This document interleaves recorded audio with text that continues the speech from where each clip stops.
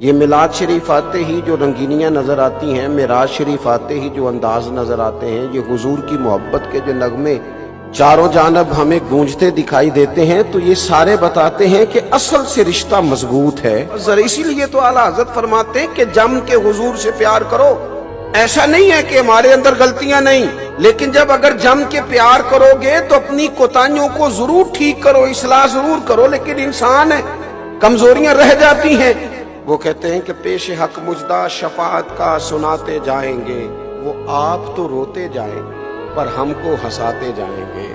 امام فرماتے ہیں وسعتیں دی ہیں خدا نے دامن محبوب کو، جرم کھلتے جائیں گے پر وہ چھپاتے جائیں گے۔